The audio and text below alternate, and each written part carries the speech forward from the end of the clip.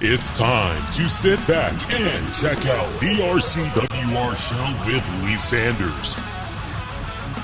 Get fun, in-depth coverage and analysis from the latest in professional wrestling in AEW, WWE, NWA, Impact Wrestling, or the world of entertainment. From hit TV shows to your favorite sports like the NBA or NFL. All things music, movies, and beyond, while trying to make sense of this crazy world we live in.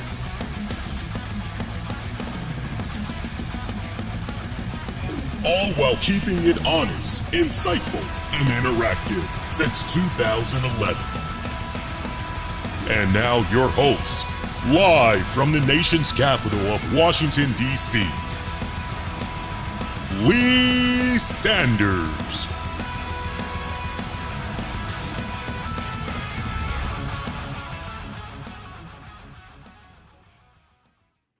Hey, what's up? Checking out the RCWR show. Lee Sanders here. Maybe the second time around will work better. We were having some technical live issues with the stream. And before you guys even ask, yes, I did reboot the computer. I even checked for updates because nowadays I'm rarely on top of this computer. I'm usually using my Mac or my iPad. And yeah, did a reboot. Next thing I know, we were pretty much 12 minutes into the show, but something just said, check the stream connection status, check the health. And the next thing I know, I was seeing reconnecting there. So I apologize about that. We'll see how it goes this time. Now, I did not do a reboot this go round because I just thought, honestly, it was unnecessary since I had already rebooted the computer. So we'll see what happens this time. If there's any connectivity issues, I want you guys to know up front, nothing that you guys are doing wrong, no issues at you all's end. Something's going on at my end. So if it does that again, just know that I do have the show recording in the background, and pretty much as soon as I get done, I will gladly upload it, all that good stuff ASAP. Hope you guys have been good since last I was on the air with you guys. We did not do a show last Monday because weren't we in the middle of doing like, I don't know how many shows back to back to back last week. I had decided I was going to rest up and just enjoy Monday and just that whole following week. And I tell you what, man, the week did me some good because I ended up doing a lot of soul searching and, you know, I'm in a better headspace, mind, body, and soul. I'll tell you a lot more about it because hopefully it'll inspire and motivate some of you guys. And I'm seeing right now the health stream is dipping into yellow, but my stream status is still in the green. And now I just saw the drop frame rates go back to that mighty powerful green. I don't know what's going on. We had nothing but rain all of last week. I would say out of the 7 days, we dealt with rain maybe 3, potentially 4 out of those 7 days. Today was gorgeous in the DC metropolitan area. It was one of those nicest days where if you wanted to wash the car or if you wanted to just have the top down, do some sightseeing, that definitely, you could have done it today. If you wanted to finally jump out there and mow the lawn, yeah, you could do that too. It was a really nice day. Really nice day. What did you guys think about tonight's WWE RAW for June 3rd, 2024? Sound off, let me know. I had went off on an epic rant about that whole Liv Morgan kiss thing.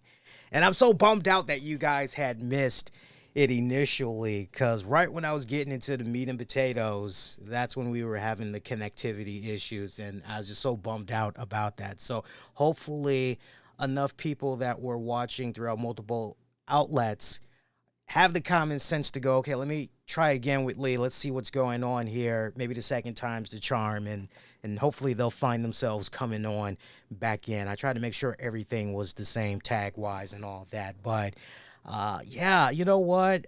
I was so mad at WWE last week because I'm watching Raw, and I'm seeing that final image like many of you were seeing in your respective household, where Liv is just looking on at Dirty Dom, and the show goes off the air. You're like, okay, well, all right, so we're teasing.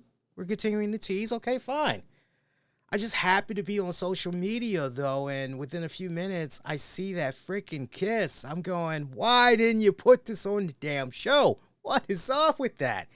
And to see WWE be in a position where they're getting, how many was it? 40 million views. Now, was that just on YouTube for WWE's own YouTube channel, or is that just social media combined? Either way, 40 million, that is a mighty feat. That is damn impressive. Contrary to how some of us may feel about Liv Morgan and everything, it just goes to show you that many people care about drama. They care greatly about story. They are invested with certain characters. What is that? What's going on with my windows here? I just heard a pop-up. Weather updates and so much more. No thanks. There's got to be a setting on here where you can stop Windows from suggesting all kinds of stupid crap when you're particularly active on your computer.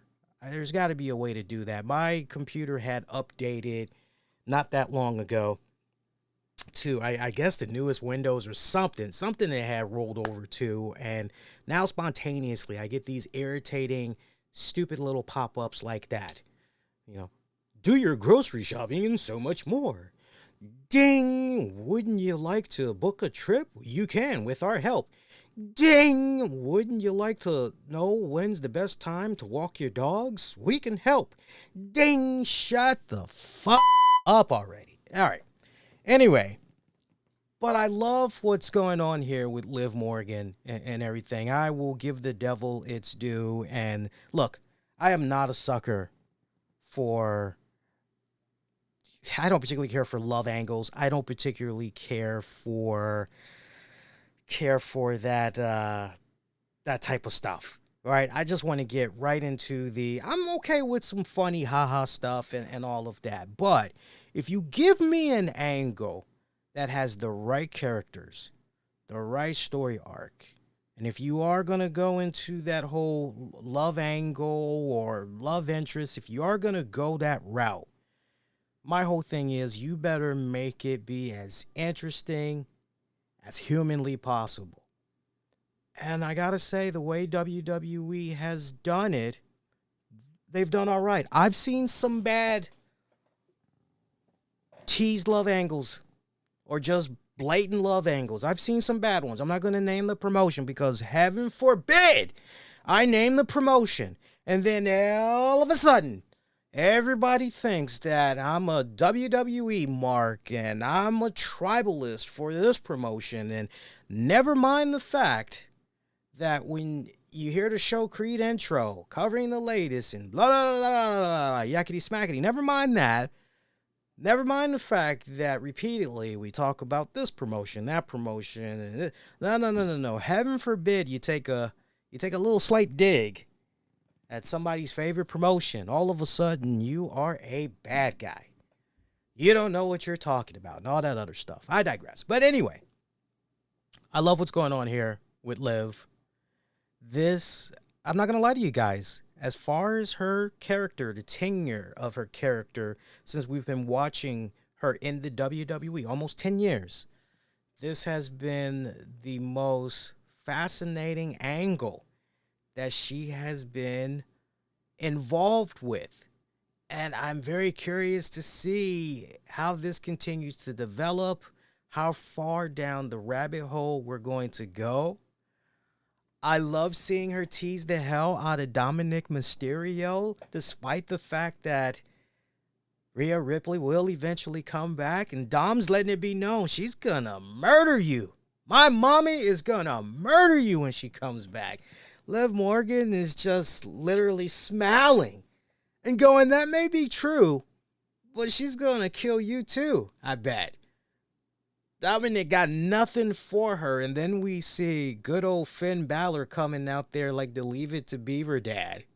I do declare, what are you doing with my son?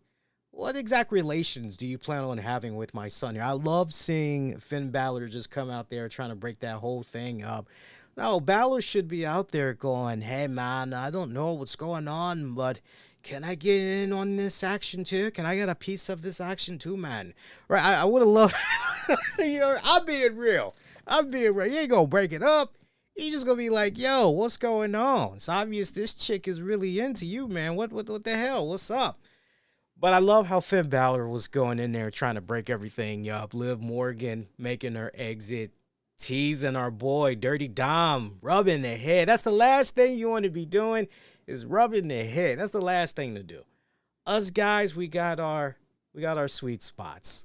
As you ladies know, we got our sweet spots. Some of us, it's the side of our ribs. Maybe it's under our armpit. Maybe it's under our chin, or maybe it's our cheek, right? Maybe it's the back of the neck, or it's just rubbing on the head. If you got hair, right, obviously, then they're going to just gently massage the back of that head. But we got that sweet spot. And I love seeing Dom. There's two ways you could have taken that smile that he had on his face tonight. You could have taken that as him breaking character, or you could have taken it as him kind of selling the fact that, yeah, there is more that meets the eye with Liv and Dirty Dom. I mean, you guys have brilliantly been connecting the dots for a lot of us that, oh man, missed that. Wow. Right. Just hey, what's going on behind this person being interviewed? Way in the back. Way in the back. Where? I don't even see. Right there. Like these little ant specks. And you're like, it's Liv Morgan and Dirty Dom. They're conversing with each other. Really? That's them? You sure? Like, oh, blow it up. See, it's them. Like, okay, it is them. Hot damn. Liv Morgan has Dirty Dom's bandana in her back pocket. Like, are you sure? Yeah, it's right there. See? Like, you guys have been brilliant connecting the dots and everything. Y'all are your little mini detectives in your own right. I love what's happening with this arc. I can't wait to see how far down the rabbit hole this is going to go. I can't wait to see the end result of this. I'm invested. I am truly invested in this. And you know what always gets me as well, boys and girls, is when you can tell legitimately that the characters involved, the actors involved, are having fun with this part. And it just seems like Liv is having a lot of fun with this right now. Dom seems totally invested in this. He is just all the way in. And when you have people that are all the way invested, it makes a really, really good angle. So can't wait to see how far down this goes. But good stuff. I'm just checking on X real quick. Yes, I see that not only did we regain those that were checking out the stream on X the first go around before our tech issues, but looks like more people have joined the stream. So shout out to those of you that's watching via X. Appreciate that. And no YouTube poll, no community poll on X this go round. I'm still finding myself getting back into the groove of things, but I do feel we're going to do another show for you guys this week. We'll probably do something Wednesday or Thursday. Talk some AEW and some more stuff. And basically, I'm saying all that to say this. We'll definitely put a poll out for you guys. But some more WWE Raw that we can talk about here tonight. How about that tag team match that went down there between Bianca Belair, Jade Cargill, and they were taking on Zoe Stark and Shayna Baszler? I actually enjoyed that tag match for what it was worth. I know some people, when they see Shayna Baszler, Zoe, they just kind of go, yeah, you can miss me with that. That's pretty much my bathroom break or whatever. But no, I actually enjoyed that match. And shout out to the WWE camera crew, because the final 3 minutes of that matchup, chef's kiss. For those of you that watched, you know exactly what I'm talking about. But for those of you that have it on your DVR and you're going to be watching it later, the final 3 minutes of the match, I loved how the cameraman was continuously shooting this low perspective angle and he was just slowly going to one side of the ring, then coming back to the other side, then going to the next side. It was badass the way that he was doing. He was capturing everything, even right down to the beatdown that came about. Where I'm trying to think who was that? Was it Alba Fire? And let me actually look at my notes here, and I can tell you. I believe it was Alba Fire, and I'm trying to think of the other girl. Her name will come to me in a little bit, but or was it Damage Control that came out there? I can't remember. It's all a fade, a little murk there, man. I can't remember now. I don't know if it was Damage Control that came out there or if it was Alba Fire and Isla Dawn that came out there. But love that match. It was pretty good. Final, yeah. Alba Fire, Isla Dawn, they did come out there. I am remembering it right. Ending was a little bit of a surprise because this ended on a DQ. But as we all know, championships aren't going to be able to change hands on a DQ and everything. I was a little bit surprised at the ending, but to WWE's credit, it's pretty obvious that they're not moving on already from Jade Cargill, Bianca Belair, Isla Dawn, Alba Fire. So, I mean, that's great, especially if you were to say to me coming up at Clash at the Castle, hey, I didn't say cash this time. I didn't say cash at the castle, but the night is still early. I just may end up saying it. We'll see. But I love that the seeds that have been planted so far, there's enough there where you can say, okay, even though we did what we did here at the Giant Center in Hershey, Pennsylvania for Raw tonight, we can still build this up and we can take this over to Clash at the Castle. So we'll see if that's exactly what's going to be in store. But it's nice to see that we've got potential opponents here that just might have Jade Cargill and Bianca Belair's number. Will they officially have that number coming up at their respected premium live event? That remains to be seen. I tell you what, though, as far as match of the night goes, I got to give it up to Sheamus and Ludwig Kaiser. As many of you guys know, my running gag every time I've been seeing Ludwig Kaiser, I've been calling him Conan O'Brien because he looks like Conan O'Brien. He does. He looks like he could be the younger brother, damn near a twin brother of Conan O'Brien. But I tell you what, I'm starting to put some respect on this man's name with the match that he had tonight against Sheamus.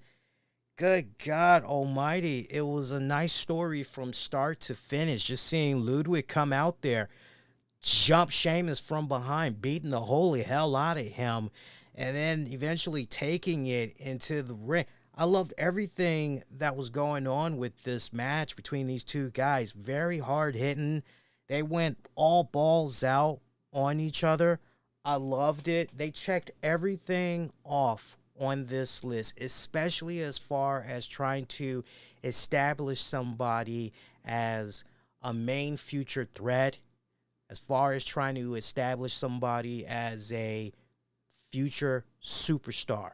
Hey, you are watching somebody important here in the making. This individual is going to be, and look, they did all that and then some with Ludwig Kaiser in this match tonight. This was, look, this ain't nothing to be passe about.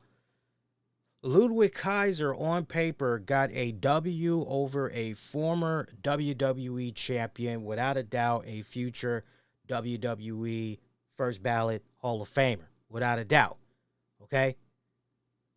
This match was all that and then some. I loved how this had played out because Ludwig Kaiser right here, very still young in his WWE career, getting a first major victory over an established superstar such as Sheamus. Pretty damn good. Pretty damn good. This is a really, really good direction for Ludwig Kaiser. I am very curious to see how the momentum continues to build off of this. Shout out to the build physically that Sheamus appeared in tonight. I know that he posted a picture of himself on social media, and if you guys go out of your way to check it out, you'll see that Sheamus, he may not be as classic muscular like the Sheamus from 5-10 years ago, but for those that were saying he was fat and all this other stuff, he lost that belly, that beer barrel belly of his. He lost it really quick. Personally, I didn't think he was fat. I thought maybe he had a little bit of a tummy, but at the same time, I also felt that he was still in pretty good shape. But, it is what it is. But great for Ludwig Kaiser. I'm going to jump out there, and I am going to make a bold prediction because, look, the joking aside about Conan O'Brien and all that, I think, in all honesty, you want my honest opinion, Ludwig Kaiser has a great look. Personally, I wish he could just put on a little bit more bulk, just a tiny bit more bulk, and maybe that'll come in due time. But he's got a great look. If you're asking me what's missing from this guy right now, he needs that signature, definitive move. You know what I'm talking about? He needs that signature finisher. Just something that, man, when you think of that move, you think of Ludwig Kaiser. He's got all the right ingredients, potentially, of, dare I say, a Randy Orton. I might get some blowback on that, but I think it's a really nice conversation and debate to have. But he's giving me Randy Orton vibes, right? This goes so much beyond. I smell money. That looks like money. That feels like money. I'm telling you, that's money. Goes so much more beyond than that. I think we could be looking at a future Impact player for WWE for many years to come. That is the vibe that I'm getting right here. But hey, we'll see how it plays out. You guys sound off, though. Let me know what you guys think about that whole theory of mine. I could be wrong. Wouldn't be the first. Wouldn't be the last. I've manned up when I've made a mistake. Dragon Lee taking on Finn Bálor. Lee losing via the coup de grace. Lee continues to be pretty good since they've introduced him to the main roster. I'll definitely give him that.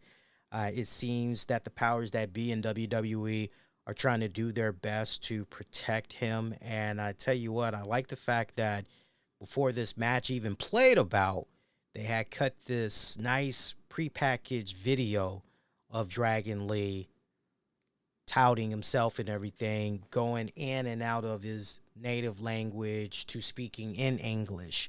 I thought that was a nice continuation of what we've been seeing Triple H, Paul Levesque, and crew do for these international stars. We've seen them do it with Andrade. Where the hell is Andrade, by the way? We did all these vignettes, and now he's disappeared yet again. If he was on my TV tonight, now I will admit there was a 15-minute gap where I did not watch Raw. So unless Andrade appeared, like, where's my man Andrade? We need to see him back on the TV already.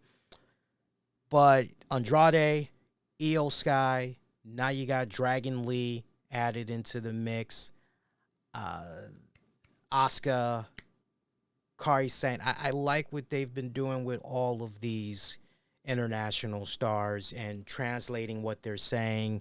It's very important you don't have them be out there in the middle of the ring talking in their native language for 5, 10, 15 minutes and just, unfortunately, lose the crowd because they don't know what the hell those people are saying. It's unfortunate. I know. It's unfortunate. But I like how everybody involved has continued to protect the hell out of them. Definitely that was the case right here on display where Dragon Lee tonight. It's very clear as day that WWE has plans for Dragon Lee. And look, I would not be surprised if in the very near future for this respected maxed luchador, if he eventually cross paths with Rey Mysterio on the red brand and maybe they form some type of a tag team together. That way Rey can really give the rub off to Dragon Lee. I can see some stuff like that going down, especially if you're trying to have this guy be a top baby face or whatnot. Would Rey Mysterio maybe be interested in going heel in order to put over a Dragon Lee? Curious minds wants to know. We were just talking about promos and everything. One promo that did not go over with me, and I see that there was definitely some colleagues of mine that weren't feeling the promo as well. Love the guy, Jey Uso. Let me talk to you a little bit about Jey Uso for a little bit. So, look, Jey Uso, you take away the shades. You take away that epic music of his where everybody just has their phones out and just seems like you're at a nightclub. When Jey Uso comes to your town, right, nothing but good vibes, everybody having fun. It's a party, okay?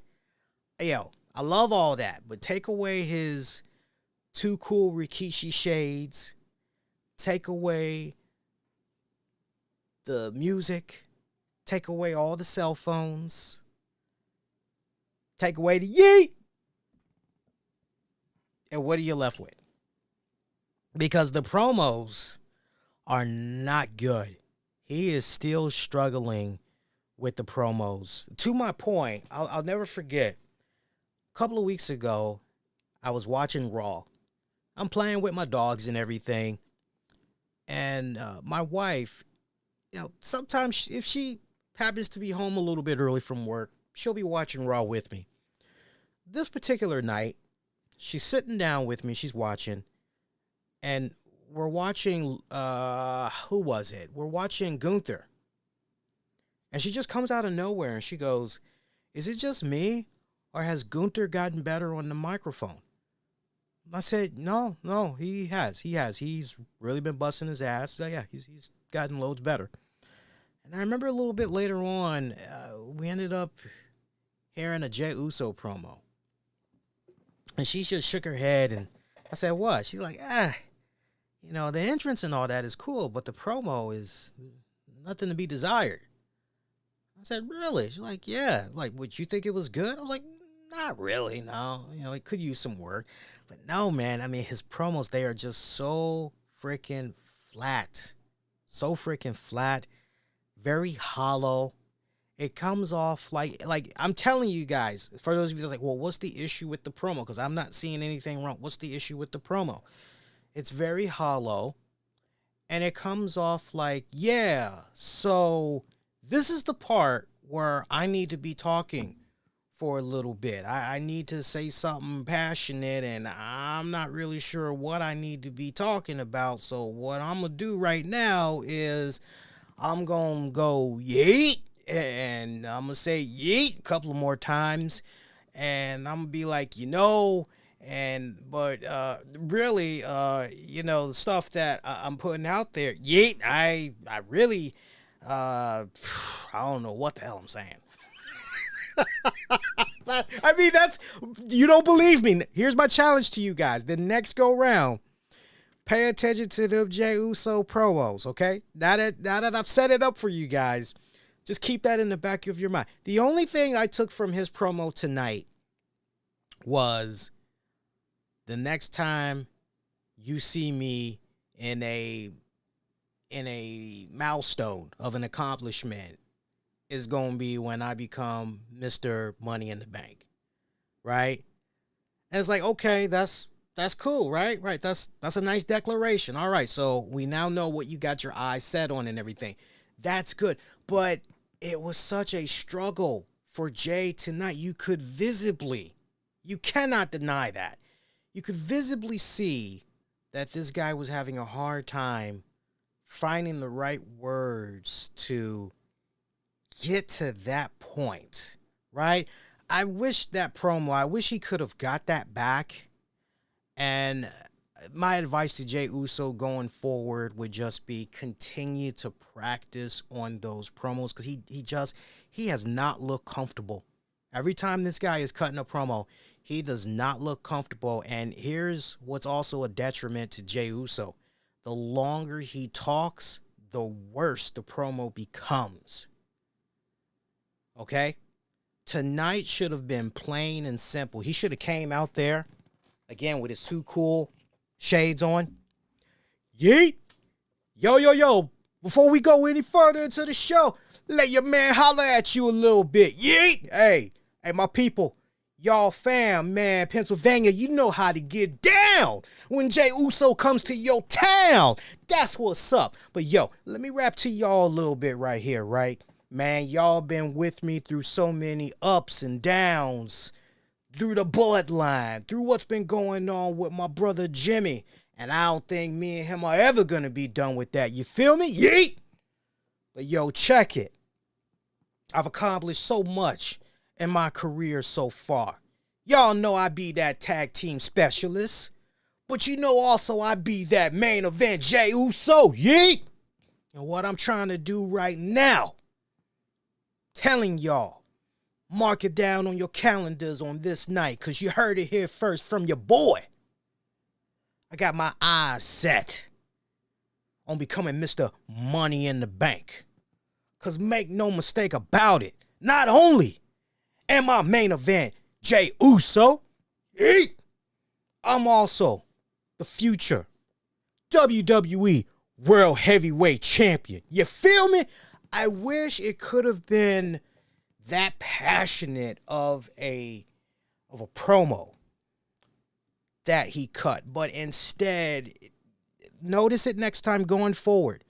Jey is always searching in his promos. I hate to go on and on and on, but like, if I'm going to give feedback, if I'm going to be honest, like, not everything is peaches and rainbows. Not everything is good.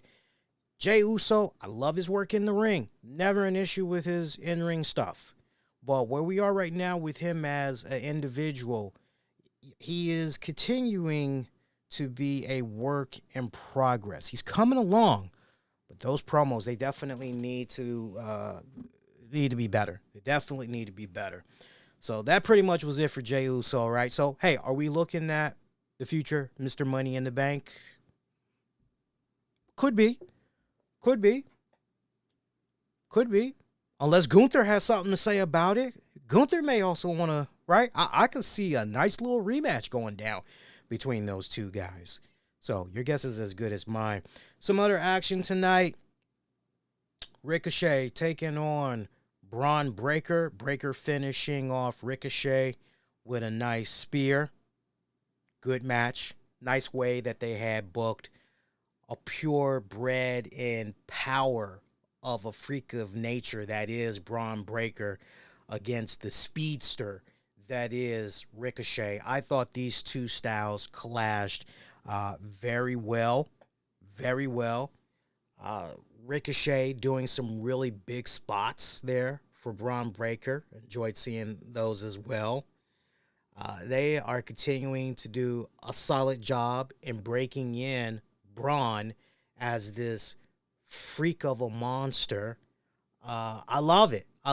And look, this is just the beginning of Bron Breakker eventually taking on even more bigger names. Ricochet's a big name, but to now see officially, okay, no more small fries, no more appetizers. It's meals from here on now. Now, I have a question for you guys. Just as we saw Ludwig Kaiser get his moment in the sun there with Sheamus, and that was a phenomenal match. Do you think that eventually what could possibly happen with Bron Breakker going through big name after big name after big name, do you think it's possible that what could be in the future for him, maybe it might happen as early as SummerSlam, or maybe it might happen at Survivor Series? Do you all think that eventually he could be given Brock Lesnar? I'm just curious about that. And if some of the reports that's out there is true, it kind of feels as though TKO, from just all the stuff that I've been reading online and everything, it kind of seems as though TKO is managing their time and they're toying around with the idea of, you know what, it'd be nice to have Brock Lesnar do something in the WWE again, right? I mean, we know and we understand why Brock Lesnar hasn't been involved, but it kind of seems as though all of that has died down drastically, right? Is it possible that Brock could be returning to the WWE shortly? I would love to know what the guys at PW Insider, um, even the guys at Fightful, I would love to know what their sources are telling them in regards to a potential Brock Lesnar return, the idea of Brock Lesnar coming back to put over Braun Breaker.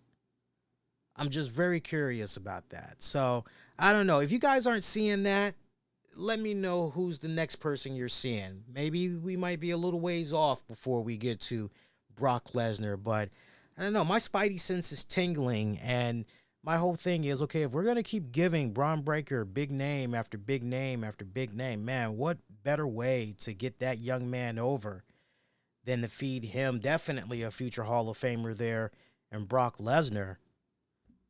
I mean, just those two in the, oh my God, those two in the ring, that would be badass. Freaking badass. I would definitely pay to see some stuff like that. Post-match, Braun Breaker knocking around Ricochet left and right. Dragunov came in there for the save. That pretty much was it from there. Natalya took on a debuting Kiana James.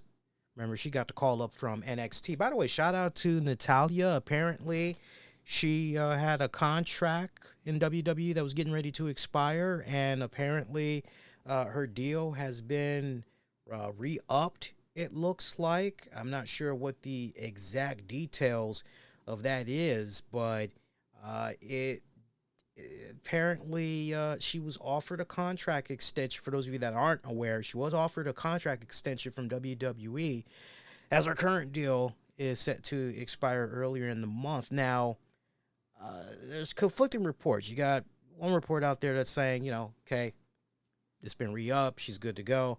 But then you've got another report, and I kind of go with the latter. I trust my guys over there at PW Insider. They're reporting that several sources within WWE were surprised that the company waited so long to begin discussions with Natalya, because there's no word right now on whether or not Natalya has agreed to the new contract extension by the WWE. So, I mean, one reason that Natalya might stay is her husband, TJ Wilson, is there, right? He's one of the top producers for WWE. And not to mention, she's got that veteran status built in there with the company. She's definitely in a position where anytime that she's ready to hang it up, she can easily transition into being one of the top producers, bookers as well. I would imagine she would be even welcomed tremendously down at the Performance Center, being right there with HBK, Shawn Michaels, and all that. So, already got that nice built-in system. Like, why go elsewhere? Not unless the heart grows fonder of pastures elsewhere. I see Natalya as a WWE lifer. That is somebody I just do not see ever being let go by the company. That's one of those names where I just, contrary to how some people may feel about Natalya, oh man, can she take a break for a while, or can she go? Yeah, we've all been there when it comes to Natty at some point, but you cannot deny that she has been a stapleton. She has been that steady hand behind the scenes, helping these up-and-coming girls out and everything for years upon years. I caught myself there because I was ready to say decade after decade. I don't want to do my girl like that, though. So, short match. Kiana picking up the win. Pretty decent for her in-ring Raw debut. Carlito taking on Braun Strowman. Carlito getting finished off pretty much on a squash match. That's all she wrote. From there, New Day taking on the Authors of Pain. This was another pretty much a squash match. See the problem that we're having here? A lot of squash matches when it's all said and done. Now, your main event match, Damian Priest taking on Rey Mysterio. This was a non-title matchup. The World Heavyweight Champion, Damian Priest, going over 16 minutes. It picked up towards the end. I'll definitely give it that, but it felt very slow, and for good reason, personally. But it was a nice win for Damian Priest when it's all said and done. Okay, Damian Priest picks up a W over a Hall of Famer and Rey Mysterio over a multi-time champion in Rey Mysterio. That's definitely damn good bragging rights, okay? Way to build up momentum for Damian Priest going forward. But, like, you can serve up a Rey Mysterio. You can serve up whatever WWE legend or Hall of Famer for Damian Priest. Damian Priest still, I got on Jey Uso. I got on that topic earlier. You got to look at what's going on with Damian Priest right now. In this title reign, it feels so damn hollow right now. It feels so damn hollow right now that I just don't know if Damian Priest will successfully make it to SummerSlam, still the World Heavyweight Champion. I would not be surprised if at Clash at the Castle, Drew McIntyre wins it. I would not be surprised, but I don't see him winning it. I see CM Punk screwing around with Drew McIntyre yet again, and Damian Priest pretty much slides that way. Just given what's happening with the current trajectory, I kind of feel as though the person that is going to dethrone Damian Priest as the world champion is going to be Jey Uso. Now, if you guys are seeing somebody else sound off, let me know. But I kind of feel at this point, Jey Uso is the unsung, anointed one until otherwise. Post-match, Drew McIntyre coming out, running there, lay out Priest. Bálor ended up cutting off the Claymore. McIntyre takes out the team, sets up everything on the announcer's table, but pretty much walks himself into the south of heaven through the table to pretty much end the show. So that pretty much was all the action on WWE Raw tonight. Look, on the one hand, WWE did a solid job with tonight's Raw and setting up things for next weekend's pay-per-view as far as building up story arcs, momentum, the angles, and all that. So that's good. Judgment Day, it kind of seems as though we were seeing Judgment Day being put back on track because as of late they've been off the rails. So it seems as though we've got a unison, so to speak, going on. Will Dirty Dom leave that girl alone and Liv Morgan and just go mind his P's and Q's elsewhere? Have to wait and see how that continues to play out. Meanwhile, Xavier Woods being taught a very hard lesson by the AOP, by the Testament. Is that maybe going to have Xavier Woods? Is that going to be enough? Probably not, but you have to ask the question, is that going to be enough to have Xavier Woods kind of question exactly what Karrion Kross was talking about, to the point, does Xavier on his own maybe go off, talk to the Testament, find out exactly what they were talking about last week, what exactly are they trying to offer, right? So WWE's doing a really good job getting the formula down, building up towards that next premium live event, as they like to call it, and everything. Wasn't a boring edition of Monday Night Raw, but when you just look at the handful of squash matches that we had sandwiched in, where honestly you look at your really, really two good matches of the night, actually three, because I'm going to give an honorable mention, Kaiser, Sheamus, Breaker, Ricochet, and then the women's tag match. slightly an above average edition of Monday Night Raw, give or take. Hope you guys been enjoying the show so far. That's pretty much Raw in a nutshell. Hey, I want to give a shout out to you guys because you all have been lighting it up all throughout social media, particularly on YouTube.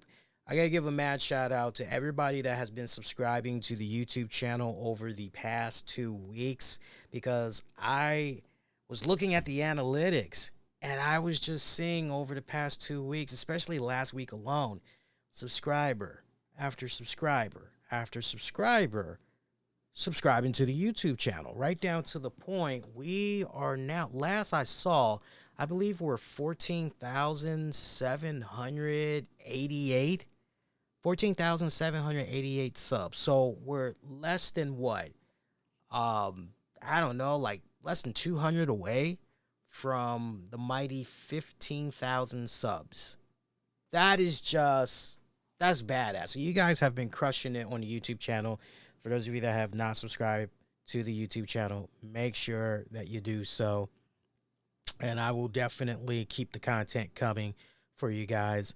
I was also taking a look at the downloads for the audio. I see that's up as well. So nothing but good things going on here. I'm loving it. I appreciate you guys more than you'll ever know. As I had mentioned last week, I did not do a show last week. Part of me felt a little bit burned out, but then there was also part of me that was still finding myself grieving over the loss of my dog for almost 16 years, Maggie. There's part of me still kind of grieving over that. And, me and my wife, we had decided that now more than ever, any free time that we have, we need to dedicate it to the two younger dogs that we have in our lives right now. Both of them are our sisters. So they aren't first blood sisters. Basically, it is because they aren't from the same litter. So basically, the second litter that came out, right? You get what I'm saying? So, but they are sisters, as far as following the blood and all that. They've definitely have the same parents and everything. It's just they weren't part of the same batch. But no, we decided that, we were going to try to spend as much quality time with them as possible. And I tell you what, man, last week, and we'll get into some more headlines and all that, wrestling, non-wrestling related, because some interesting stuff had went down. I definitely want to talk about it, but this just felt like a nice transition as far as bringing up and talking about it and everything, because I was mentioning earlier about really rediscovering myself and really taking care of the mind, the body, and the soul. So, last week I found myself going through the motions of still grieving as a dog parent, first time ever, right? And then the other part of me was finding myself in this position where I'm going, man, when you count on your friends the most to come through in, not necessarily a time of need, but when you expect for those that you consider friends to, just as you're there for them and providing them feedback, criticism, what have you, when it comes time for you to receive that same thing, right? Because you're going to them and you're seeking it and it's not given. The last thing you want to do is feel as though you're in a one-sided relationship. And boy, I tell you, last week was really testing. It was really trying for me and my wife. And I just told Tam straight up, I said, you know what? I'm finding as I get older, those that don't want to be there for me when it counts the most, and this comes despite the fact that I'm there for them, okay, and this is how they're going to roll with me, then you know what? I really don't want to have anything to do with them. If they really value the friendship, if they really value the relationship, then I'm backing off. Let them do the work. Because I can't keep carrying the load all on my own, on my shoulders, right? I can't. I'm getting older. I don't have time for that. And my girl went through her own trials as well. Somebody that used to be a friend, I think at this point they were a false friend.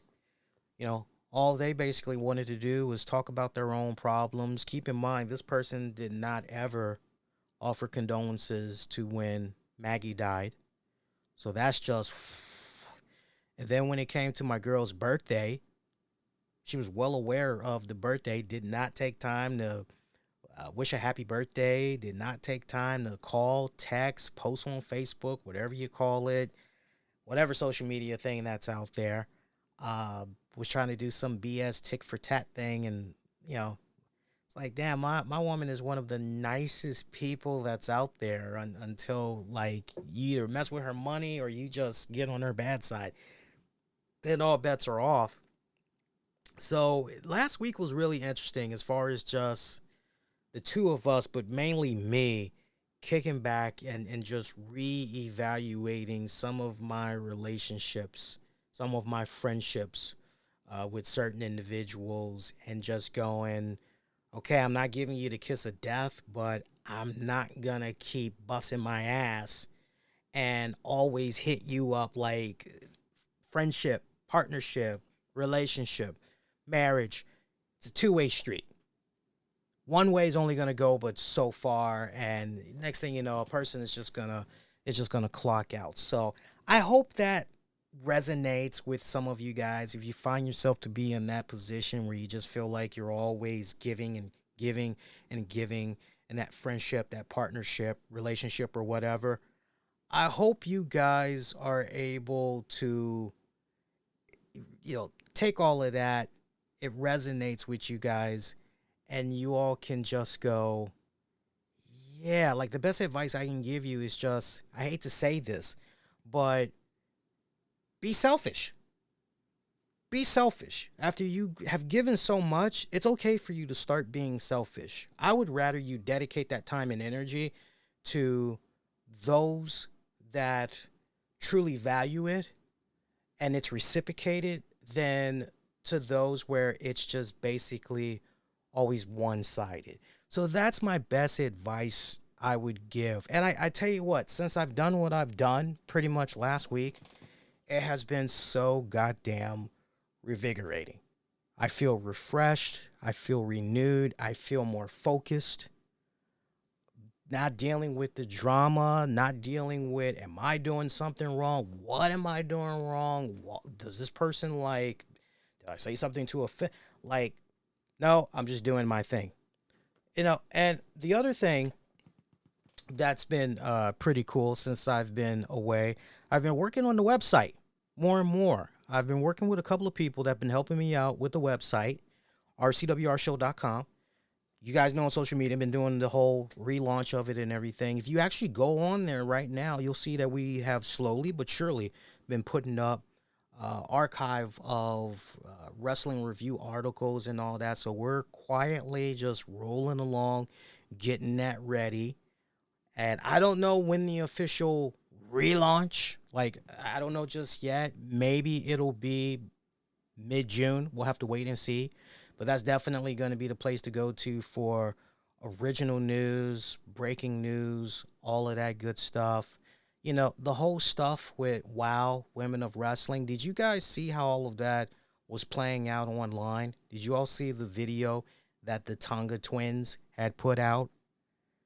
You just couldn't help but look at that video and feel sympathetic towards them and everything. And as I had last talked about in regards to, and this isn't long-winded. I'm like literally going to be in and out on the topic of WOW, because I know a lot of people don't follow the promotion and everything. I'm looking at this and the amount of people that had hit me up and was sharing with me their stories. And if there was one thing that it all just had in common, it was just, whether it's true or not, I don't care, but the whole putting down these two girls, right? Now, there was one person that I spoke to of the WOW roster, and they know exactly who they are. I have nothing but love and mad respect for them. They did not go below the belt as the other people did that were mentioning. And again, whether or not it's true, like, I could care less. But the one person that I did speak to about these girls, they were pretty level-headed, as neutral as you could possibly get. And it was a case where it made me really look at the other stuff that was being put out there. And I just couldn't help but go, look, if these two girls in the Tonga twins are no longer working for your promotion, then why hit up all the wrestling sites and continue to get this news out there? Like, they're no longer associated with the company now. It is what it is. Why not just move on? Why not just move on? They're trying to move on. To hear that one of them is on EBT, that broke my heart hearing that. That one of the twins is on EBT. Food stamps, for those of you that's not aware. I just, I'm like, man. Apply it to the real world real quick. Apply it to the real world real quick here. And this resonates with me so well because, again, last week, for me, was about finally really grabbing life by the fucking balls and going, no more. I'm going to go and I'm going to get what's mine. And if you're part of that journey, great. If you're not part of that journey, I wish you nothing but the best. But I ain't got time to be wasting if you're not going to be invested in me. Like, it's cool. But hearing the twins and in that position, it's like, okay, well, they're already gone. They're no longer with that employer. So why are we continuing to kick dirt? That was just mind-boggling for me. Mind-boggling. I had certain people that wanted to know when I was going to put out the article. I did a lot of soul searching on my own, and I could understand now in retrospect why my guys at 401 Mania, why they didn't want to touch that. I could definitely understand why they didn't want to touch it. But when that person isn't quite seeing what that bigger picture is, it's going to be hard, especially when that person is hell-bent and, they want to go on ahead and, want to put out this story. This story needs to be put out. This needs to be said. It's better if you just go through the whole process and really seek that moment of clarity. And that's exactly how I ended up in the position where I was, where I decided, you know what, I'm not going to run this story. I'm not going to run this story because these girls are, they're just trying to move on. And the best advice that I can give to all parties involved is, you know what, at one point, maybe everything was cool. Maybe everything was tight. And at some point, there was a communication breakdown because this instance occurred. This incident happened, and for whatever respected reason, things were never the same after that. Okay, well, you know what? That's unfortunate. But in this, somebody has to be the bigger person and say, look, just got to pick up the pieces and move on. You're not going to continue to kick dirt on somebody that is no longer in your circle, are you? Take my job, for instance. When the pandemic had first went down, I made the transition to this job. And it was a great time to be working. A great time to be working. I felt like I was making a big difference in my neighborhood and everything. I felt like I was a hero, so to speak. And, eventually when things got back to normal, it was just pretty much, some of the stories I could tell you, it'd be ridiculous. But I got to a point where I started to be really unhappy with my employer. And some of my side gig hustles and everything, it got to a point I invested more and more into my side hustles, and I was enjoying that more than what was going on with that respected employer.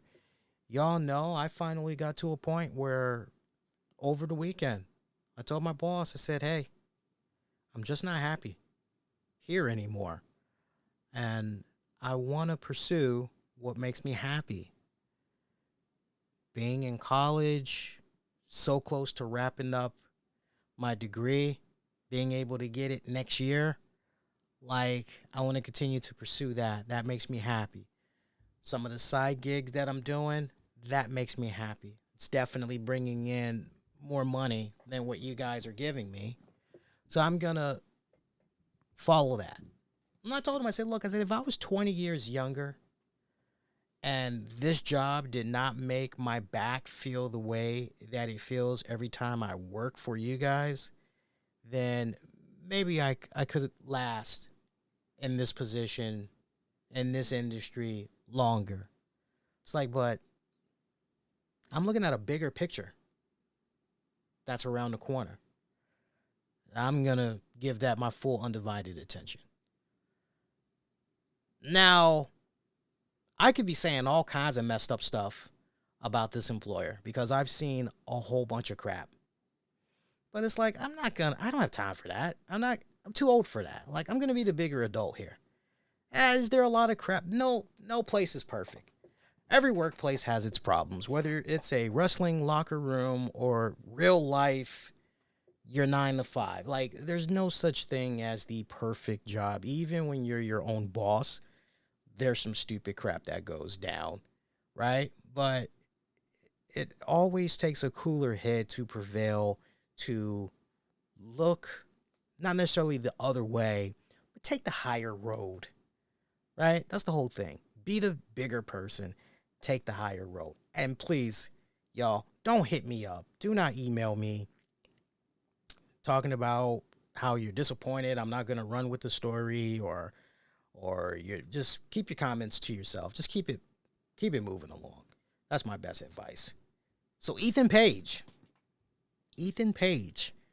making his NXT debut, attacking Trick Williams. Bet y'all didn't have that on the bingo card. Should have known something was up when Ethan Page stopped taking independent bookings, yeah?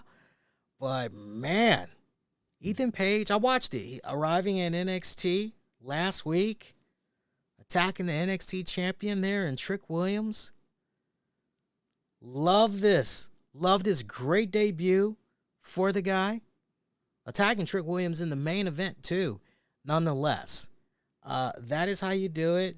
That's how you do it in style. I love it. Ethan Page, I've been a big fan of his work since TNA. I never, and I've gone on record about this multiple times, I was not a fan of how he was handled in AEW. I thought they dropped the ball tremendously with him in AEW.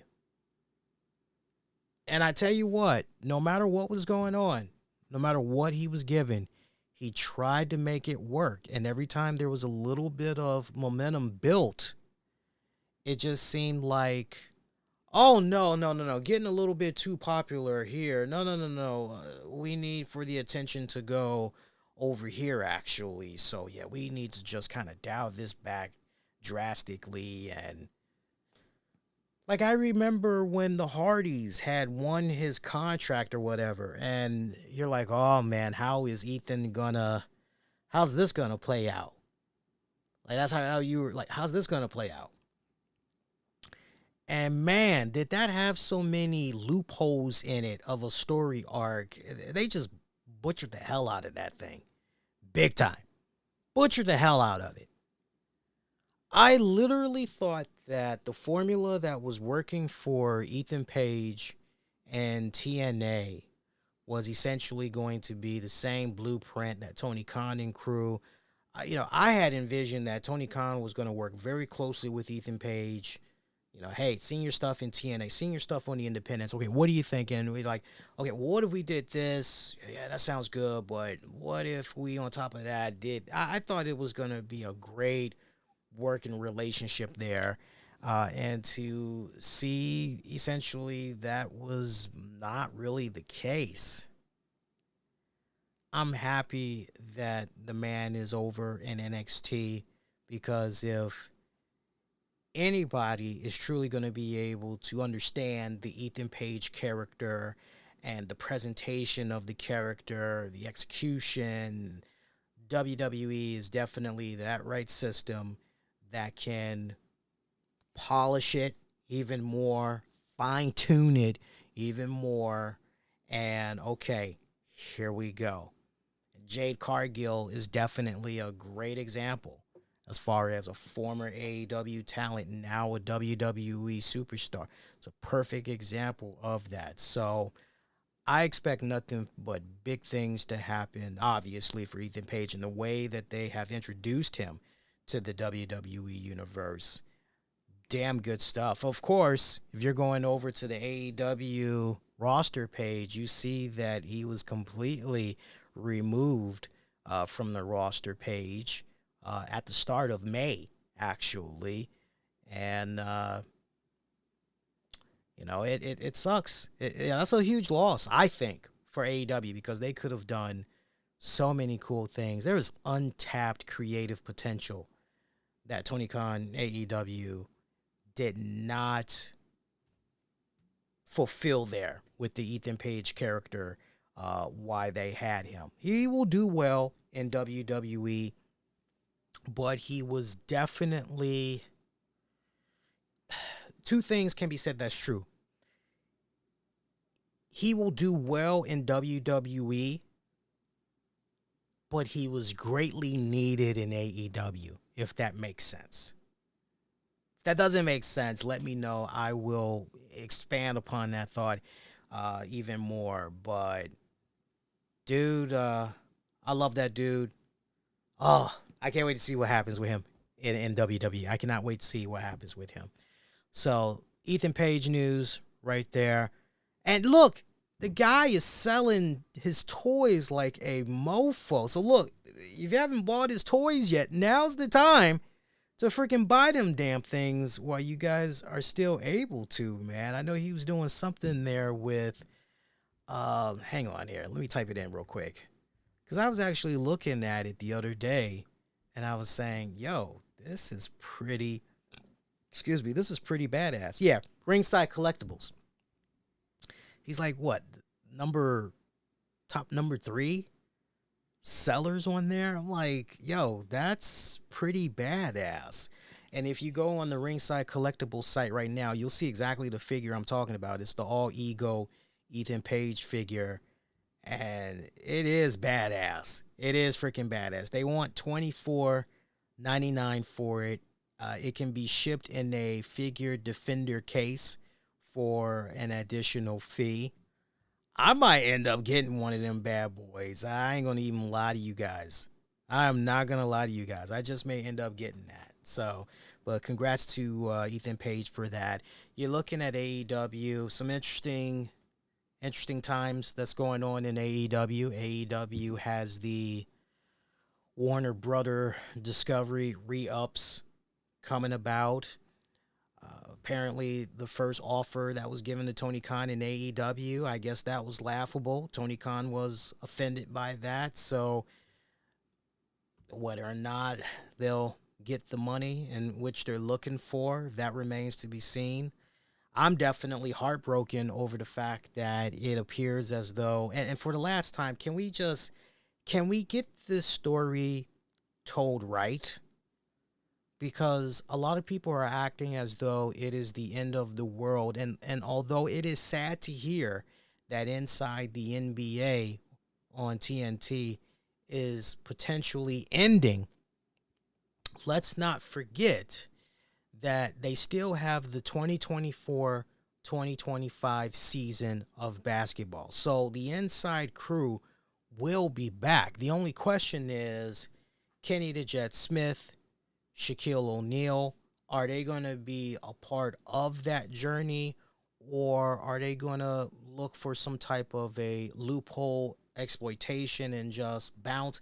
I don't see that happening. They have been loyal to the TNT brand of NBA coverage this long. I definitely see them all coming back for that 2024-2025 season. So, first things first, we got one more season. You've got the NBA commissioner Adam Silver saying, "Hey, nothing is finalized just yet.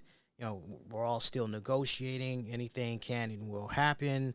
So whether or not you want to say, he's lying through his teeth, or you can't, I don't trust Adam Silver. I truly believe that what Adam Silver's saying, what a few other people are saying is, look, may seem like it's a done deal, but a lot can happen during this off season. Let's see how everything plays itself out. But, I say all of that to tie this back into AEW this way. If the basketball coverage is a no-go for TNT after the 2024-25 season, then all of a sudden, having some form of live entertainment, live programming, some type of a live sporting event that AEW has to offer becomes very appealing to Warner Brothers Discovery, especially from the standpoint of it's cheaper. But now the question becomes, well, how much cheaper would Warner Brothers Discovery be able to get it? So I would imagine that whatever offer was given to Tony Khan and AEW initially, I would imagine that it was probably a very lowball offer. And we still don't know definitively if Warner Brothers Discovery has some type of a ownership stake in AEW. We still don't know the terms exactly, but you can only imagine that they most likely put out a very lowball figure because they're trying to save as much money as possible so that they can try to push that more towards creating new original programming, definitely with AEW being a key centerpiece of that, of a launching pad for new original programming, whether that means new original, TV shows. I don't see cartoons. I don't see that. Potentially, maybe they could get into some more sporting events on a cheaper, low-end deal, some NASCAR racing or whatever. I mean, that is possible. But I could see Warner Brothers Discovery definitely that first low ball deal. I could definitely see them doing something like that, and Tony Khan and them being offended because, wait a minute, look at the metrics here. Say what you will. Yeah, the viewership, it may be, right? We may have been on the decline, but, as far as our demos, as far as when you look at what we are bringing in every single week, when you add it all up monthly, we're very consistent. We're definitely deserving. I can see the argument for both sides. I can see it all. I don't think AEW fans, for those of you that are concerned about your AEW programming, y'all ain't got nothing to worry about. AEW is going to get the new deal. I can see a new deal for 5 years. I can see a new deal for 5 years. Beyond that, y'all, I really don't know. And I don't know because I'm concerned about the current trend with the trajectory of the viewership. If at this point we fast forward 5 years, it just kind of feels as though maybe AEW programming, at least for Collision and Dynamite, in 5 years, the current trend that it's at right now, we could be seeing it dip into the norm of somewhere between 290,000 viewers to maybe just a little over 350,000 viewers. And then the question becomes, is that going to be enough to do a justification of a new deal, of another 5-year deal? And I really don't think so. So AEW is in a very interesting position right now, but they definitely have the bargaining power, I personally feel. If that new Warner Brothers Discovery head is saying we'll be just fine without the NBA on TNT, we don't need the NBA anymore, we'll be all right. If he is saying that, I mean, you are losing a big chunk of your audience in a key demo, which is not cool. And you got to recover. You got to make up for that somehow. So you're definitely going to be leaning on AEW because, I mean, that's professional wrestling. That's live professional wrestling entertainment that has no off season. There is no season finale. You could do a season premiere, but there is no season finale. You feel where I'm coming from? So Jake Hager looks as though he is reportedly done with AEW, as the good folks over there at bodyslam.net, they are reporting that Hager's contract recently expired and he did not re-sign with the company. The report cites sources are saying that the decision is believed to have been a mutual one and that Hager is now a free agent. He was announced to be competing for the Battleground Championship Wrestling at their July 6th show earlier this month, but he has not yet commented on the report. So that's where things stand with Jake Hager right now. I mean, look, the man had some fun moments in AEW, but my God, I mean, purple hat comes to mind, right? I love this hat. I mean, that comes to mind. But man, that's one signing in AEW where nothing was really brought to the table, unfortunately. And that's not all Hager's fault.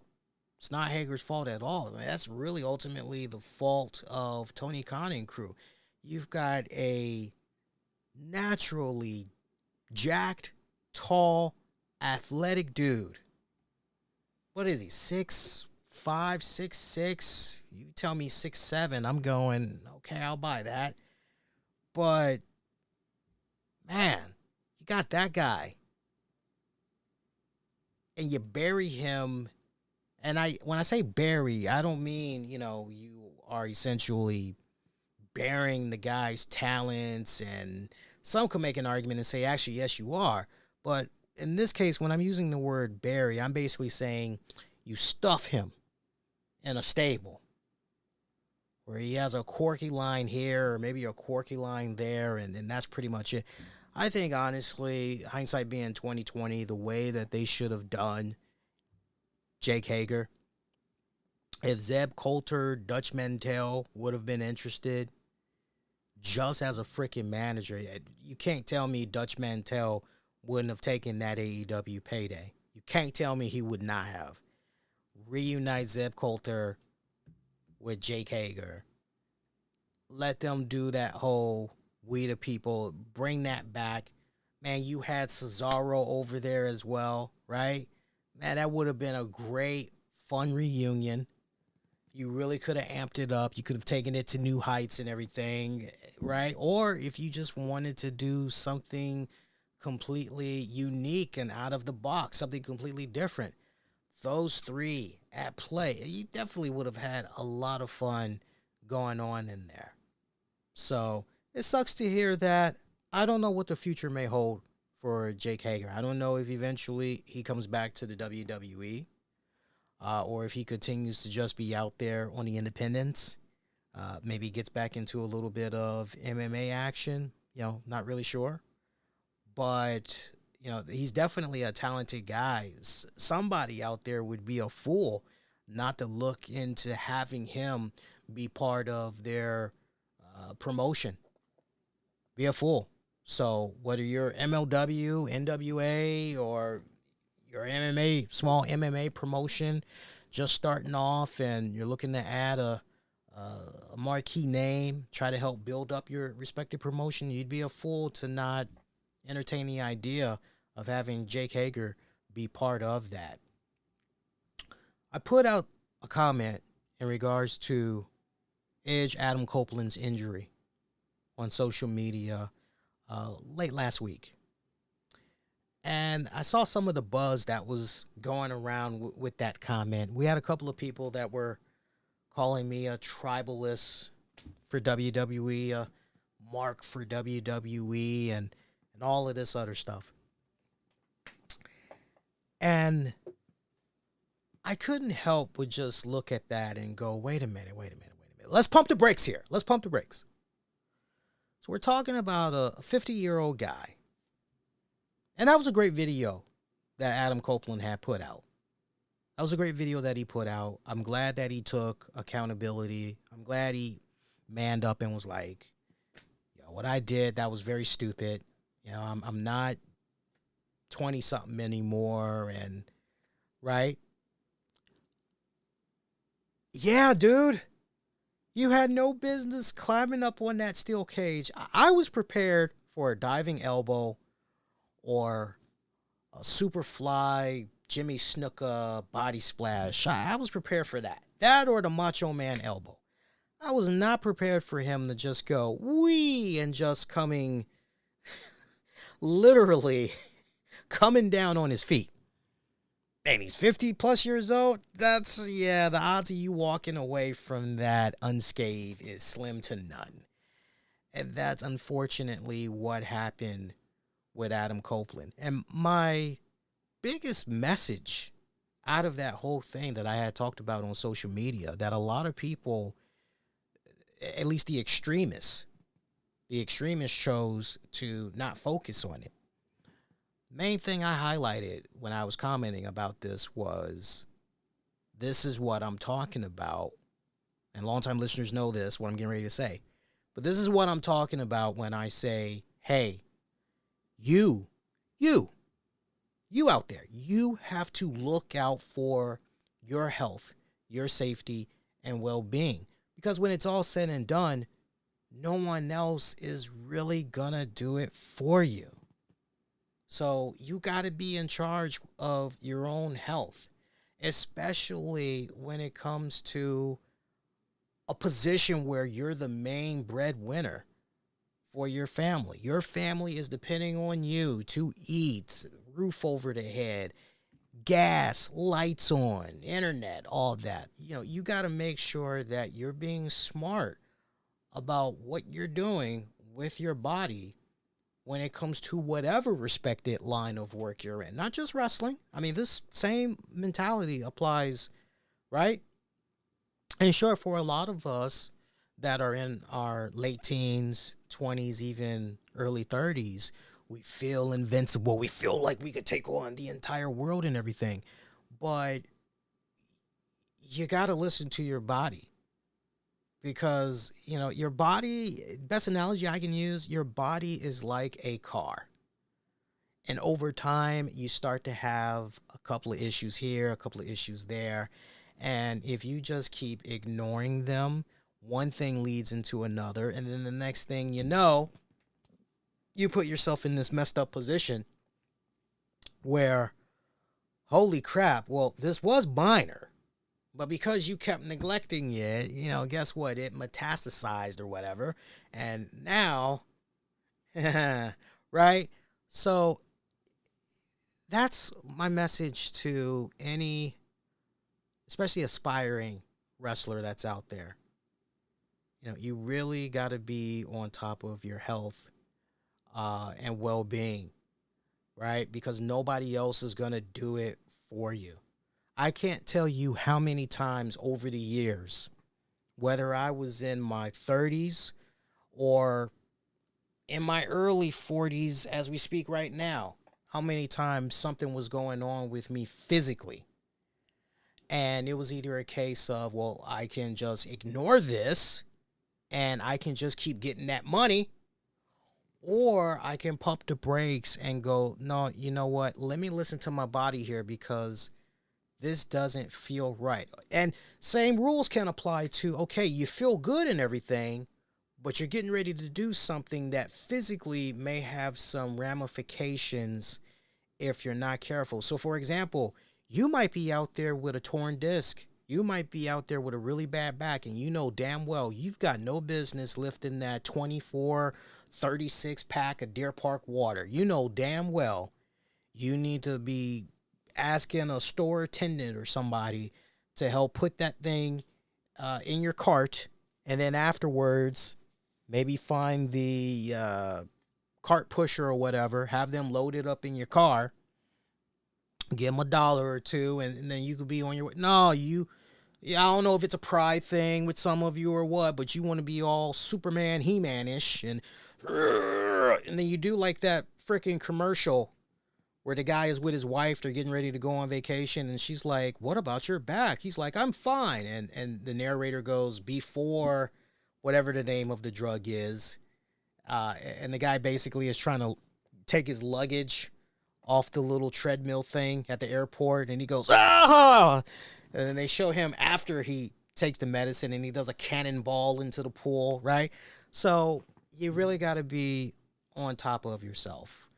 Now, I still stand behind the initial comment that I made initially in regards to this injury and the spot in question. And for those of you that missed that post, I said, look, let's be honest.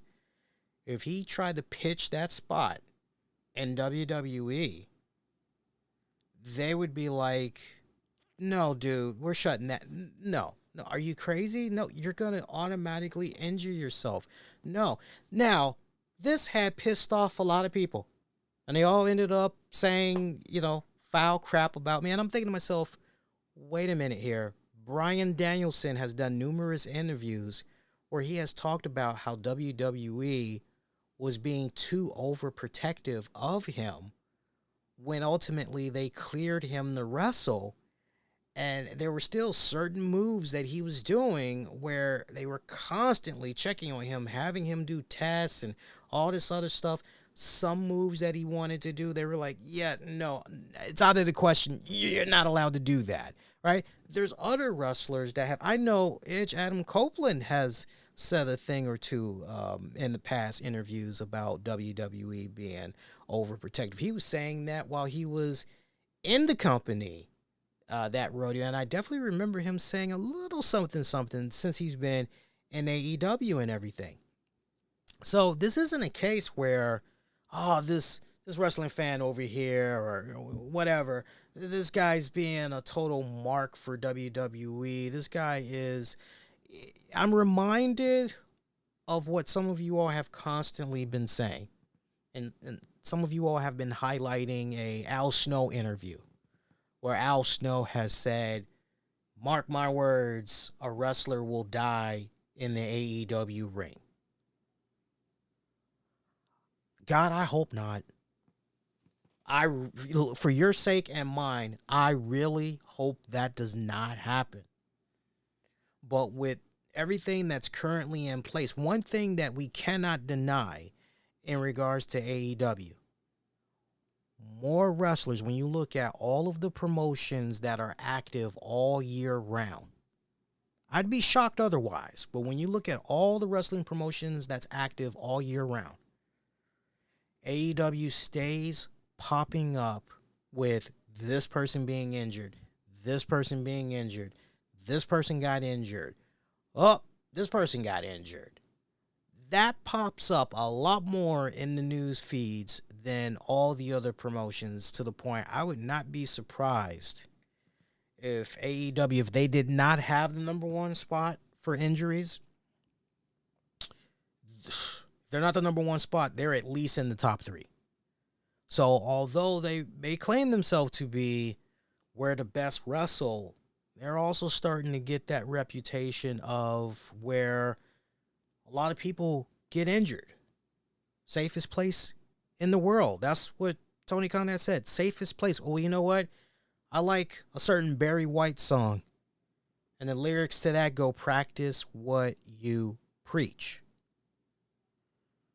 Now, I'm quite certain that if you were listening to guys like Arn Anderson, Tully Blanchard, Jake the Snake Roberts, Dean Malenko, if you truly were being respectful to them for all the years and experience that they have to offer, and you go, wait a minute, we're getting ready to do what? Nah, man, you don't want to be doing that. That's crazy. You don't want to be doing that. But remember what we heard about these veterans. These veterans do not get the time nor the day from the talents. They're just basically there to collect a freaking paycheck, and it's quite sad. It's quite sad. Arn Anderson, by the way, he's pretty much done. I saw that he pretty much rolled out from AEW, so he's gone. Mark Henry's gone. I know Mark Henry had showed up along with Teddy Long at a recent MLW event. I'm trying to see if I can check that out on demand so I can comment on that a little bit more. You know what? Good for Mark Henry. Mark Henry is another one. All that talent. Let's remember something here. Mark Henry, that's an individual who was not properly utilized in AEW. This is the same man who, when he was in WWE, this man was responsible for finding, because remember, he was a scouting guy. He was out there scouting for WWE. This is the same guy that brought us Braun Strowman. It's the same guy that brought us Braun Strowman. Let's not forget that now. That's just, do your research. I'm not going to go on and on and on with the names that Mark Henry has discovered, but you owe it to yourselves to go online and just look at, while he was in WWE, all the people that he scouted and ultimately had a hand in bringing into WWE. It's an impressive list. You just go, and we couldn't apply that same mindset and have him be in that same role in the WWE. Correction, in AEW. It gets kind of mixed up after a while, especially when it's late at night. Forgive me, guys. But you're like, whoa. So I like what's going on with Mark Henry now. I hope that eventually he makes his way back to the WWE. I would love to see him resume that position, because I just thought he was doing wonders. I'd love to see him be some form of a ambassador. I think him right alongside there with Titus O'Neil, that would be a great 1-2 punch. A great 1-2 punch. Hell, Man Show tour and all that. But give me something with some former Olympic medalists. Give me something with Mark Henry, Chad Gable, Kurt Angle, Brock Lesnar, Shelton Benjamin, right? I know Shelton Benjamin's not part of WWE anymore, but that doesn't mean that he can't be part of that unique tour. Man, I would love to pay top dollar just to hear all of those guys, talk about their training and the dedication, the prep. Like, I'd pay to hear that. Motivation, I'd pay to hear all that. I would definitely pay to hear all that. So Becky Lynch, we're not really sure what's going on with her. Interesting, the reports that's coming out there, because you got one report saying that she's planning on taking a extended period of time off, described as not a retirement, but a very extended absence. I know Dave Meltzer jumped out there saying that he would not expect Lynch to go to AEW. Speculated that a break for Lynch had been likely planned for after WrestleMania. However, Rhea Ripley suffered an injury, so Lynch worked a short program with Liv Morgan to build her up. Yeah, I mean, look, when it's all said and done for you Becky Lynch fans out there, y'all ain't got nothing to worry about. I don't see Becky Lynch going anywhere. And that ain't no knock to AEW or the next promotion. First of all, Tony Khan and crew, they got the money for her. And so it's not even an issue about, could they afford. They could definitely afford Becky Lynch, without a shadow of doubt. What this just boils down to is, so really, what's going on with Becky Lynch? Is she free agency bound? Are we about to see her on the independents? Or is this a case where she's just going to go to, I don't see her going anywhere. You look at how well WWE has done good for her all these years. The opportunities in which they gave her. You see how the leadership has been while she worked under Vince McMahon, and then while it's been under Triple H, Paul Levesque. I don't see anything, right down to the point. You see the new book that had came out, and that's been doing well for Becky. She definitely owes WWE for, I tell you what, every single time, practically every single time, a WWE talent decides they want to put a book out, you're able to tap into that WWE press division. That book is always a New York Times bestseller. I have yet to come across a WWE book that was not a New York Times bestseller. And if it wasn't, it's been many, many, many years. Like, you would probably have to go back maybe 20-something years or whatnot to find that, wow, this book surprisingly didn't make the New York Times bestseller. So there's a lot of goodness. The flexibility in the scheduling alone for Becky Lynch and how kind WWE has been to her since she has become a mother and everything.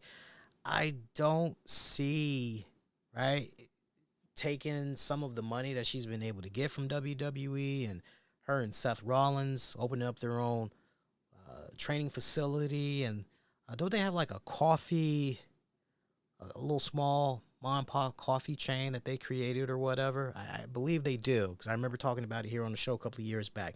So, I mean, there's a lot of things that pretty much has been afforded to them / awarded to them, fruits of labor through their association with WWE. I see her and Rollins being lifers.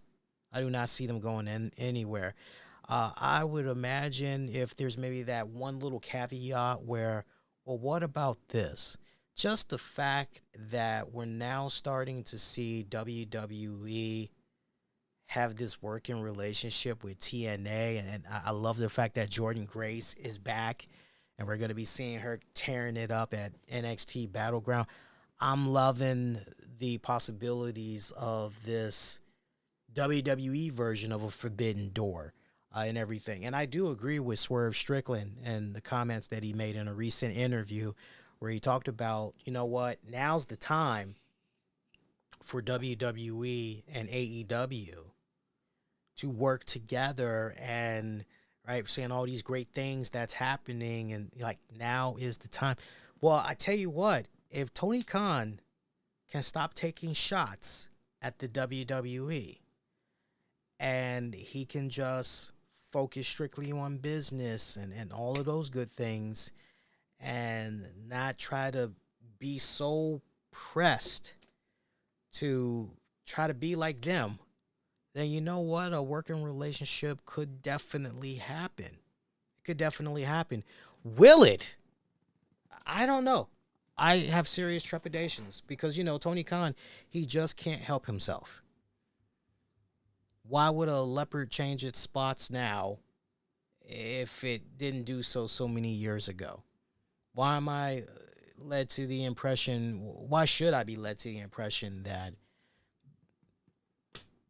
a working relationship can happen? I ask you seriously, based on everything that's been happening so far. It would be nice. Don't get me wrong. It would definitely be nice, but I just don't, I don't think it's happening. But Becky Lynch, I don't see her going anywhere. She'll be back.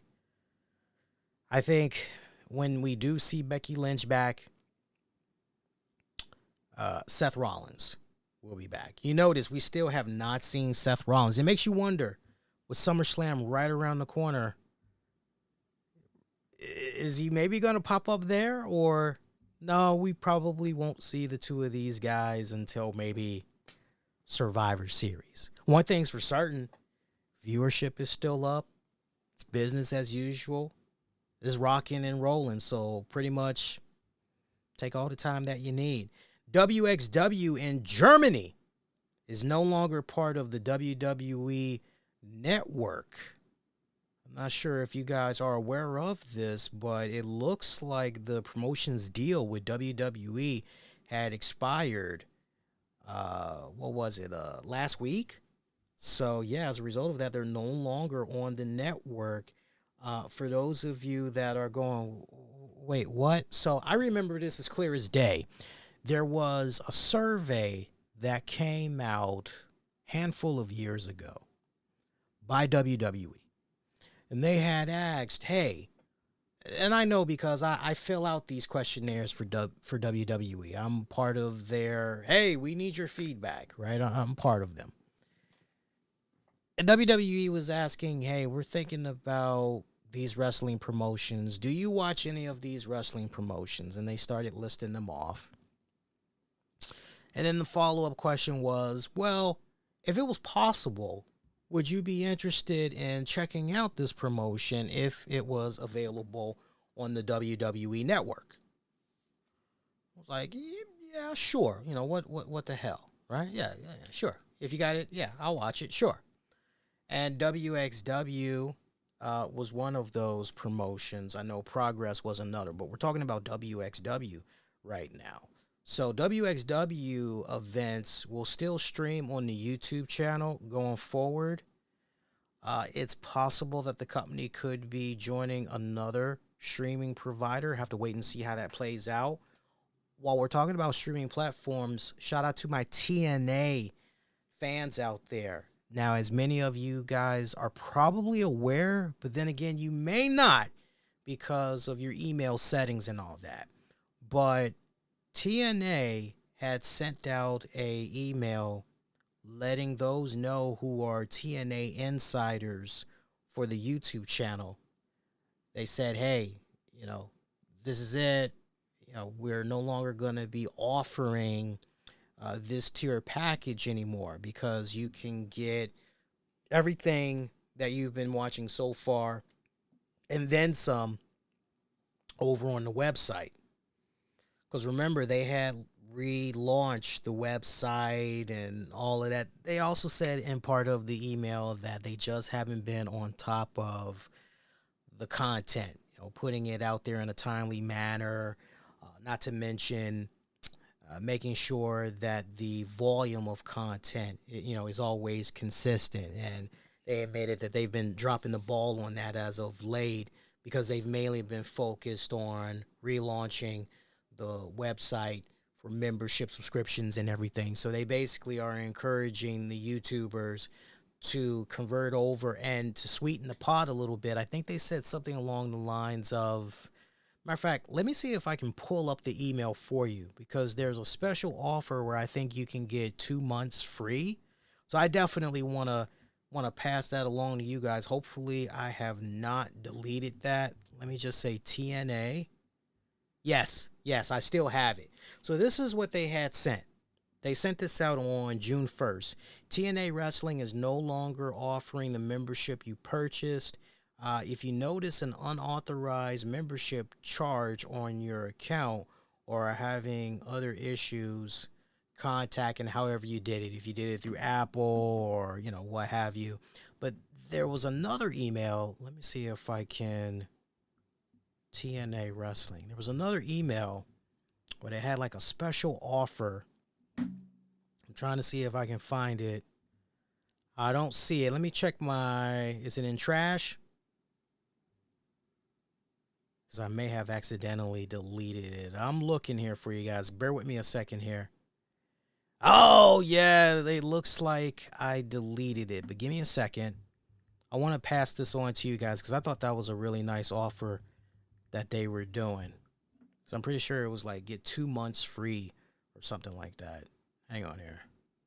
And I'll be able to tell you. I'm not able to see it. Hang on. That sucks. I wanted to pass that on to you guys. But yeah, check your emails. I'm pretty sure that they've at least created some type of a notification on the community boards on the YouTube channel.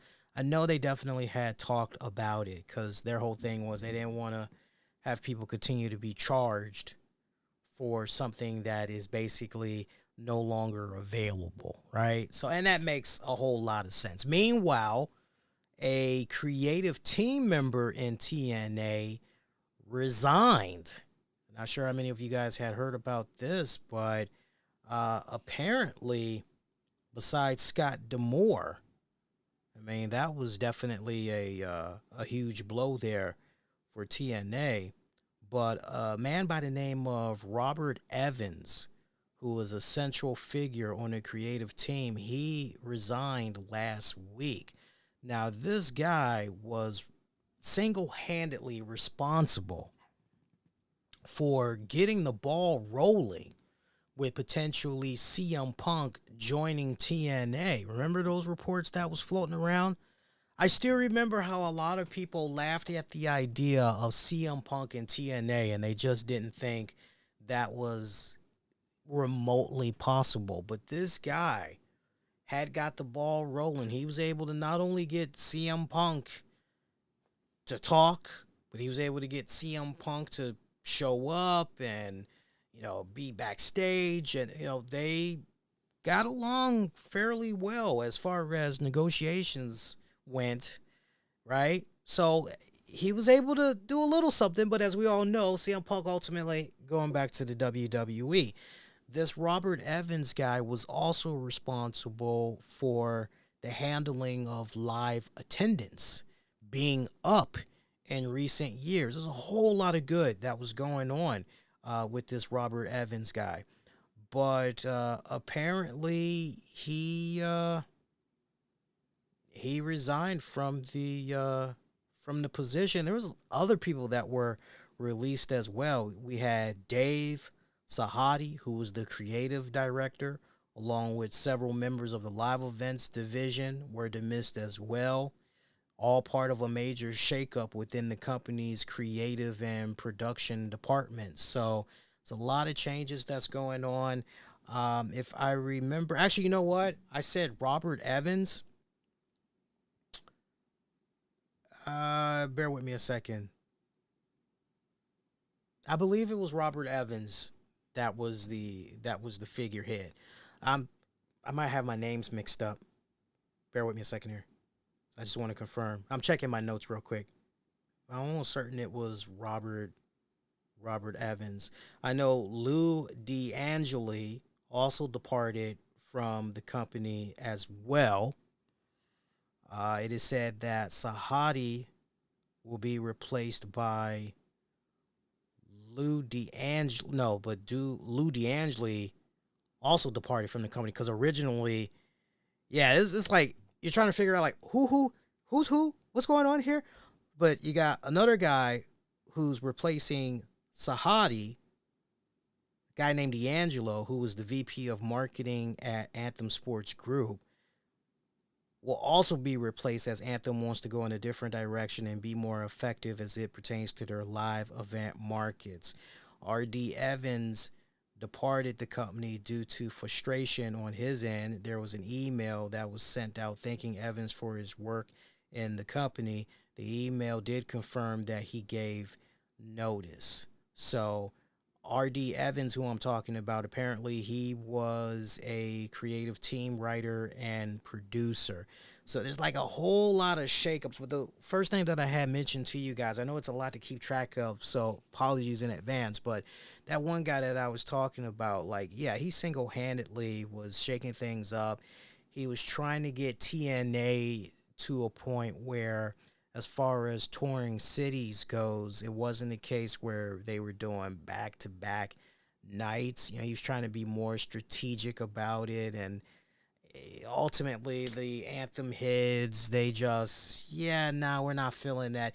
He was even trying to convince them, look, if we can somehow build this show up and get it off the Anthem network, right? Because Access TV, remember?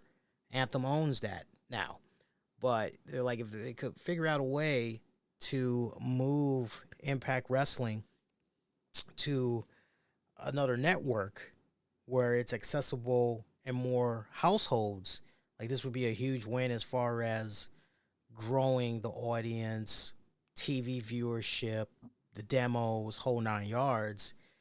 Yeah, we're good. No, we're all right. But thanks. So, yeah, can you just imagine that? You come up with all of these really great ideas and you're being shot down every single time. Yeah, eventually you're going to get to a point where in frustration, you just go, yeah, you can miss me with all that. I'm all right. Bye. I get it. In an interview with Eyes Up Here, Nick Nemeth, Dolph Ziggler, he revealed that he did, in fact, have talks with AEW once he became a free agent, but opted to work the independent scene instead. Here's what he had to say in regards to that. I talked to Tony Khan a long time ago, and he was like, just so you know, you can do anything you want while you work here. He wants everyone to have a good time and doing the best possible thing. That's awesome. And a lot of people did think I was going to AEW. And I love a bunch of people in AEW. I love AEW. Tony's freaking great. I was just weighing my options and figuring it out. I didn't have a plan. I've got this thing in my head. I want to go and make a name for myself on the independents, just to see if I can go outside of this New York bubble. I want to see if I can hang or be better or the best everywhere around the world. I just got out of a long-term relationship. I'm not looking to get engaged or engaged to be engaged. I just had to share that because when I first heard that, I'm going, that's actually a pretty damn good take. Like, seriously, you were in a very long-term relationship. And yeah, man, do you really want to jump in bed with another one just that freaking soon? Do you really want to, like, come on, seriously, just chill. Just enjoy yourself for a little bit, right? Enjoy being a bachelor. The guy I was thinking of, by the way, now that I am talking about it a little bit more, Lou D'Angeli. Lou D'Angeli. That's the head I'm thinking about that exited from TNA.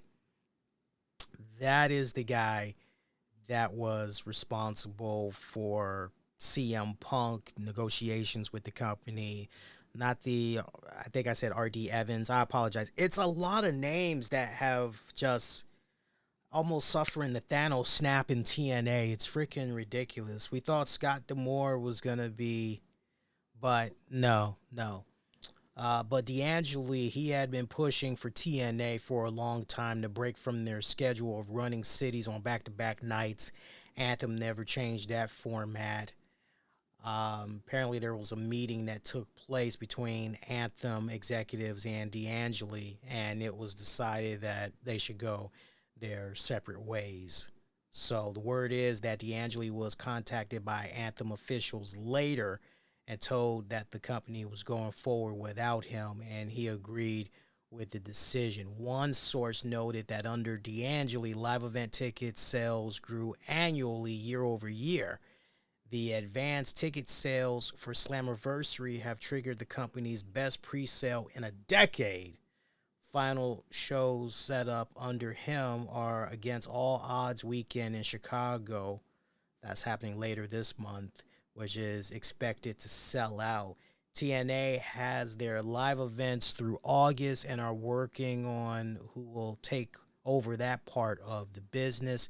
They're also working toward a permanent site for possible live TV tapings, which they have been working on for a while. It said that at least one other member of the live events team also exited the company. Several TNA talents spoke over the last 24 hours, and the overall reaction was one of disbelief and sadness.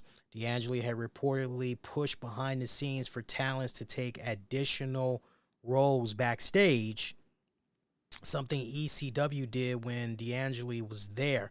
One talent noted that D'Angelo appeared to be attempting to set up future roles for talents once they were done with their in-ring career.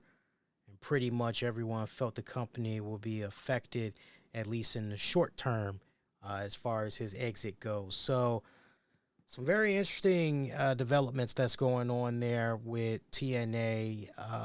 Some trying times, right? You just hope that Anthem and them will be able to really steer this ship in the right direction, or is this going to be a case where, hey, remember the good old Sinclair broadcasting days of ROH?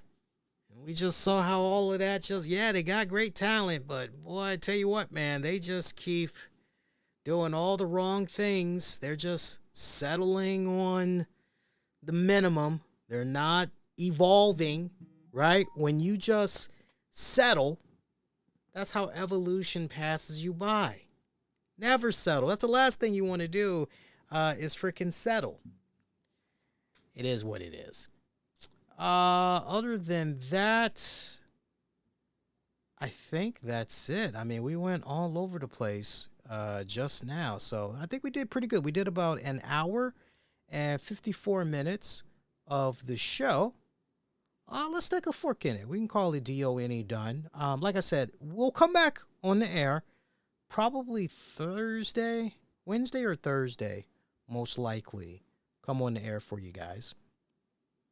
And let's see what's going on here. Shout out to all my guys via X. We have like 35 plus that hung out via X. Pat yourselves on the back and give yourself a raw. I mean, that's cool. Like, I see that everything is continuing to grow. I love everybody that takes the time out, check out the shows, sounds off on social media and all that. You guys freaking rock. I love you guys tremendously. Shout out to our YouTube audience as well. I did see a couple of comments that had trickled in from our usual suspects. Shout out to Nobita, who just popped in and said hello right back at you. And hopefully that's a an innocent person that means no harm. And because you got to be careful, some of these people that post the comments, they go, "What's the new thing now? Nudes in bio." You guys kill me with that every time. You mind your own business. You post something random, right? Man, I just picked up this new Superman comic book. And the next thing you know, you see a comment. You're like, why can't I? Let me show this comment. Why can't I see it off the break? Nudes in bio. It's like, why did I fall for that again? Like, seriously. But yeah, shout out to you guys that checked out the stream live. Shout out to those of you that's going to be checking it out on demand and on the downloads. Remember, join our growing community everywhere, man. Just use the keywords, the RCWR show. If you're not subscribed to the YouTube channel, subscribe. We're less than 200 away from 15,000 subscribers. I thought for sure we were going to be celebrating it here on Monday's show, but not the case just yet. Hit the like, all that jazz. You know the spiel, right? Shout out to our sponsors as well. I do want to recognize them, give them a proper shout out. Love all of these guys. Great sponsors. First set of sponsors that I want to tell you guys about is our good friends over at moderntech.co. Been loving working with these guys these past couple of months. Get your website and software ERP services done right. 100% satisfaction guaranteed. They are the best place for mobile applications and web apps. Android, iOS, they can hook you up, discounted prices and more. Look them up today, moderntech.co. Also, shout out to my Florida listeners. We do have a decent amount of listeners in the Florida area. If you are a diehard Florida Gators fan and you bleed the orange and blue, hop on Facebook if you got it and search Orange and Blue Glory. You can join their vibrant Facebook community group that's dedicated to celebrating every touchdown, every victory, and every moment of Gator greatness.